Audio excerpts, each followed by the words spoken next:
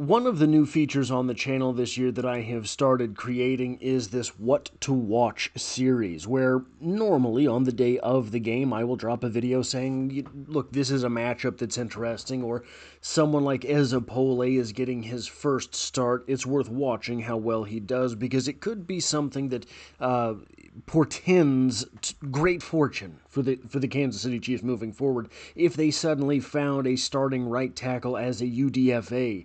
Normally in these videos, there's a lot of strategy that I talk about. Normally in these videos, it's a lot of the entertainment value of football. Look, it's going to be real interesting to watch Kareem Hunt go against this defensive tackle because it's the unstoppable force and the immovable object. Those sorts of things. Today it's a little bit different. Right off the bat, I have absolutely no doubt that Andy Reid is going to screw the pooch again as far as playing the younger players, because he's old school in that right. Playing the younger players is more of a new school thing. Hey, your season is toast. You might as well play the young guys. Instead, let's give Chris Jones 50 reps and see if he can reach some type of incentive clause. Now, why would I be so salty about Chris Jones getting one more sack and crossing a threshold on his contract? Well, yeah, that's why. Because I've spent the last week hearing about how this is a business and that these are business decisions. And look, I'm going to go on a rant here, but we're getting around to the one thing that I think is worth watching in this game. And I 100% mean this. I 100% mean this. Noel Williams, I hope he does great.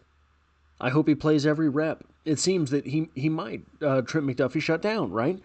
Shane Buechele, Chris Oladokun, who really cares? Ezeapole, I've been big on since the UDFA day, right? I mean, I dropped a video on him. It's one of the weird quirks about doing what I do here is that you can always tell the fan favorite players that are coming up because I try to cover all of them, and some of those videos absolutely blow up.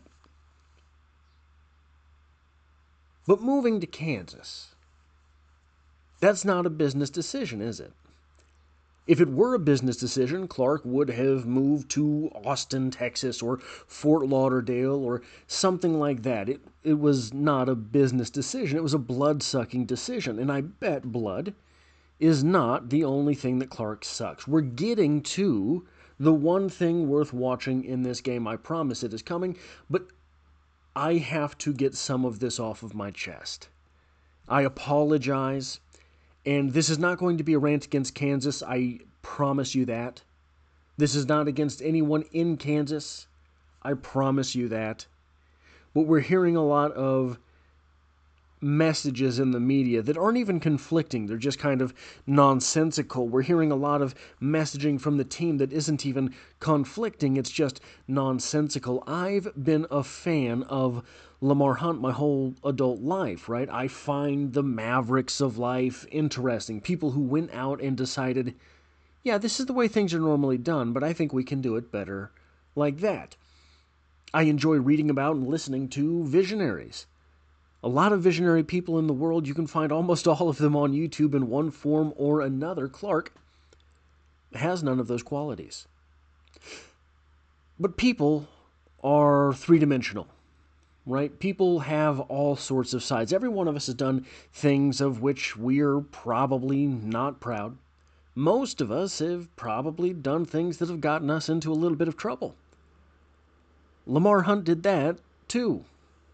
In 1980, Oil heirs Nelson Bunker Hunt and William Herbert Hunt amassed huge amounts of silver holdings.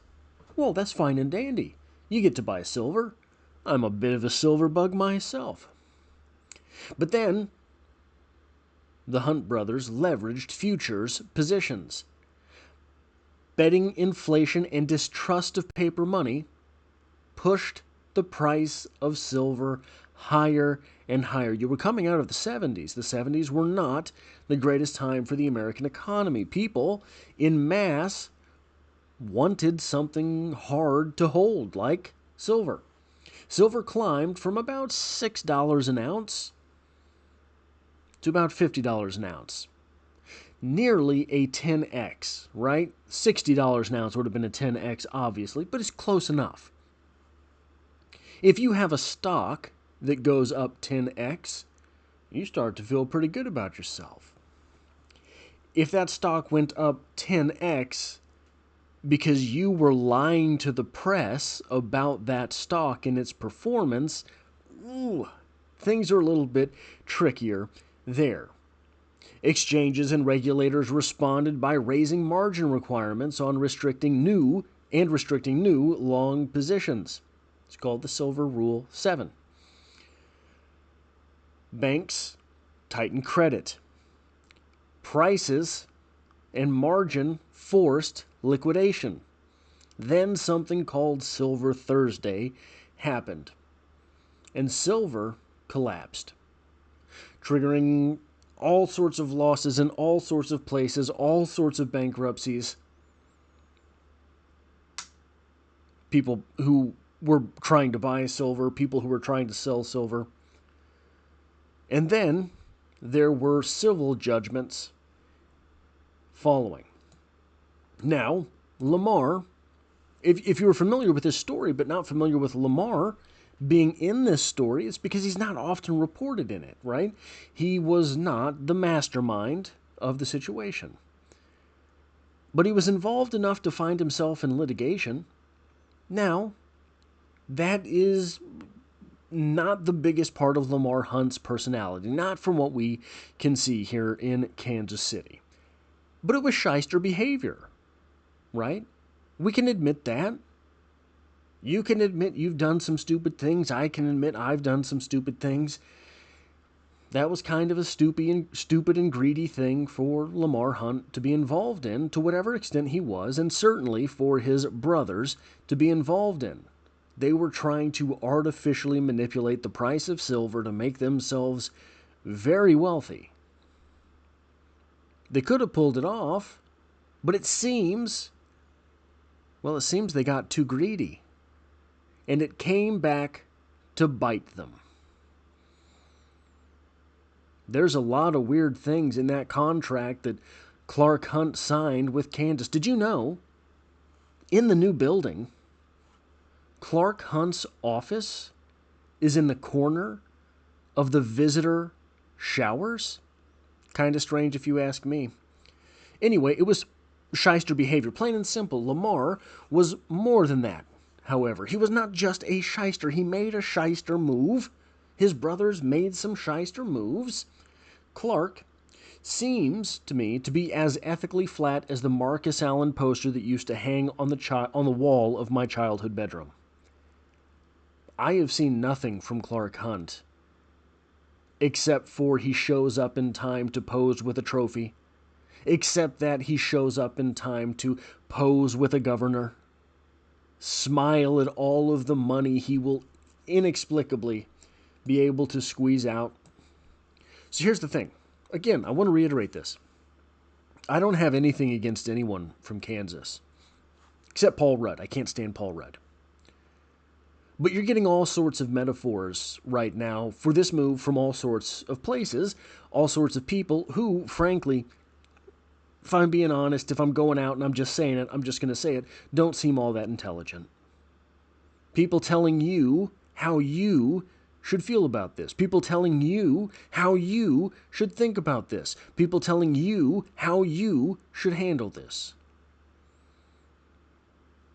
It's not the smartest thing in the world to do. Here, however, is what this move is. I'm not going to tell you how to feel. I'm not going to tell you what to think. I'm not going to tell you how to act. But I think I'll give you a better metaphor for this than we have had yet, at least that I have seen. If you have a girlfriend and your buddy likes her, that's rough. Makes things tough, but you don't hold it against either of them. Being attracted to people sucks sometimes. And it's just that. It's just attraction. It's awkward, but life goes on. But if your buddy likes your girlfriend and then she leaves you for him, you're not happy. Maybe those two crazy kids get whatever it is, everything it is that they want in life. But you're not going to the wedding, are you? There will, I think, inevitably be a fraction of the fan base for who this is forever done. There will be a fraction of the fan base for whom Kansas City meant Missouri. That is going to be a very real thing. Here's a question. How many fans do you gain moving to Kansas? Honestly, anyone in Kansas has always known the Chiefs as a Kansas City, Missouri product. Maybe they loved them too. Maybe they claimed them as Kansas City in general too. But they knew that Arrowhead was in Kansas City, Missouri. So, when you move to Kansas, those people were already Chiefs fans who were likely to be a Kansas City Chief fan. How many are you going to lose? If you think it's zero, I promise you, you have something else coming, Clark. Which reminds me, you know someone who has been very quiet on this topic, at least from what I can find? I have not seen that he has said a single thing on this. Someone who's normally pretty outspoken. Travis Kelce. Why would that be? Why might that be? After all, if memory serves me correctly, and perhaps it does not, Travis Kelce used to live in Missouri and moved to Kansas. Maybe he has some light to shed on that, but he has not, at least to the best of my knowledge. Travis Kelce is from Cleveland. Some of you already have that alarm bell going off. Travis Kelce is from Cleveland. Travis Kelce is 37, right? 36, 37? I can't remember exactly off the top of my head. I probably should know exactly off the top of my head because it's been such a talking point for so long. But if you haven't put those two facts in context yet, there's a very short line for why Travis Kelce might be quiet on this subject. Cleveland is the town who saw the Browns take U-Hauls in the middle of the night to get to Baltimore, a town where you don't want to be caught at a red light in a U-Haul. That happened in 1995. Travis Kelce would have been in grade school. The age where, by the way, athletes are heroes, right? At what point in life did you idolize athletes more than when you were in grade school? I bet Travis Kelce understands what a great deal of Chiefs fans are feeling at this moment. And there are all sorts of... So he stayed quiet on that, at least from what I can find. Maybe I'm wrong. But there are all sorts of media personalities who are not staying quiet and are telling you how to feel. Now, if you want scrambling to be divisive, I'll say divisive because a lot of people like divisive, and it's kind of divisive to say it that way. There's only two reasons why people in the media are trying to do that. Number one is they're morons. I mean, just plain and simple, they don't understand what they're doing. Bob Fescoe, for example. Bob Fescoe is... I've listened to sports talk radio in Kansas City pretty heavily. I started in 2004-ish. 2003 probably, when I started driving. 2003, 2002, when I started driving. I don't listen to it anymore. I haven't listened to it for a decade. I moved back to Kansas City in 2015 after I went to St. Joe to go to school, lived there for about 6 years, moved to St. Louis for a year and a half, 2 years. Sports talk in St. Louis was so bad. Just terrible. Everything, the thing with sports talk in St. Louis is it's the opposite of Kansas City. In St. Louis, I was there when they still had the Cardinals.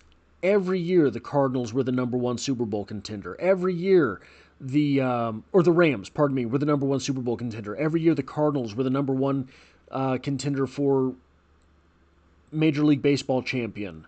The Blues were number one contenders for hockey champions. Here in Kansas City, all our sports talk radio does is talk about how much we suck all the time, which is kind of why I didn't want to do that on this channel. It's kind of why I've always had more of a positive demeanor on this channel. Fesco's an idiot. A blowhard. The only talented person I have ever come across or listened to on the radio in Kansas City was Nick Wright. And I mean that. All that time in St. Louis made me realize the only reason I listened to it when I lived here the first time, I grew up here, the only reason I listened to it then was because it was all I knew. Then I moved back and all of a sudden it irritated me all the more. But the number two reason that anyone in the media is telling you how you should feel about this is very different than that. Fear. A lot of people trying to tell you to be okay with this are writers of Chiefs-based websites. Now, I don't think that this move will cut the fan base in half. I don't think that. But I don't think it's unreasonable or outside of the realm of possibility for a quarter of Chiefs fans to tell Clark Hunt, yeah, Clark, you can kick rocks. And that's very bad for business if you are in Chiefs media. It's true for this channel. I'm not talking out of school. I'm telling you how it is. I'm shooting it straight. Now, I'm not telling you what your answer should be on how to feel about this. I'm telling you, frankly, I'm not taking it very well. I'm not very happy about it. I think that it is absolutely shyster of one of the shysteriest to be doing this. And again, nothing against Kansas. If there were something that Kansas had and Missouri wanted it and our governor and mayor pulled some move to get, I guess I would be happy. I don't know. We've been told, here's why. Here's why I'm pretty upset about this. Kansas City, Missouri. Been a Kansas City, Missourian. Was born here, lived here until I was in my mid-20s, and I finally worked myself up in the world enough to go off and get an education. That's how I felt at the time, right? One of the only things I had ever wanted was to go to college, so couldn't do it. Didn't have, had to work my way to get myself off to go. So I kind of got a chip on my shoulder, right? Part of that is I find myself to be a reflection of the city. Kansas City has a chip on their shoulder. We're told as a city that we are lesser than. We have been told we are lesser than my entire life, and I'm sure that it goes back way further than that. And now, our buddy took our girl. So here's the one thing worth watching in this game. The crowd. Will they boo the Chiefs? Will they be there? How loud does the crowd, the same crowd that made John Elway beg referees for help, how loud will they cheer?